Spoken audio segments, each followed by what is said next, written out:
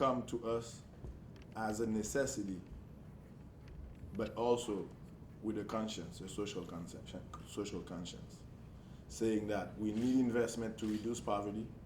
We need the private capital to improve the growth of the economy. And doing so, everybody benefits because the private investors will bring the capital. We will create the jobs. The jobs will lift people out of poverty, but we cannot give everybody a job. We have a population of 10 million people. The government itself needs to do what we have to in order to care for the most vulnerable. We have, we have 4 departments that have food insecurity, 44 communes with food insecurity. And you take a country like, for example, the United States, you have food stamps programs, and in Haiti there was none. And we have a much higher food insecurity than the U.S. or any other country that surrounds us. So we wanted to make that change.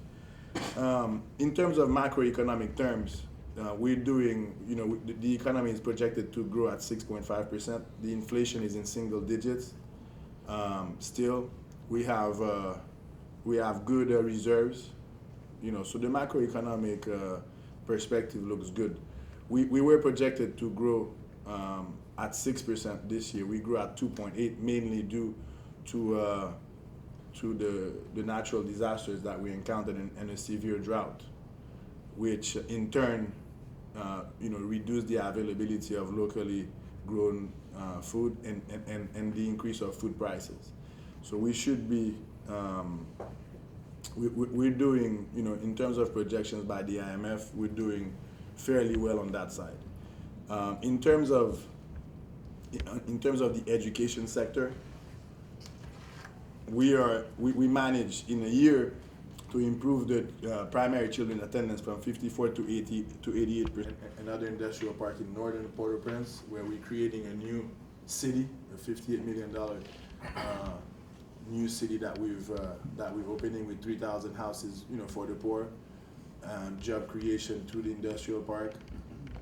We have a clinic, a sports center, etc. So it's it's really the new type of cities that we want to show. We have a 400,000 housing deficit, so we needed to do something in order to.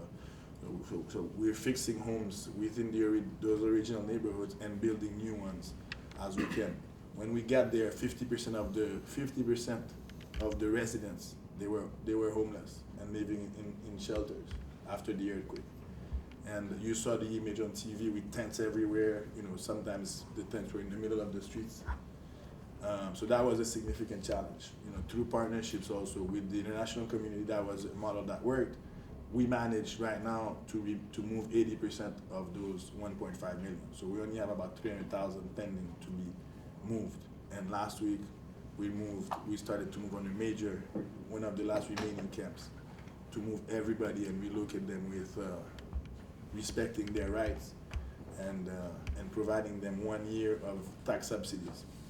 So of rental subsidies, in the home where they're relocated to.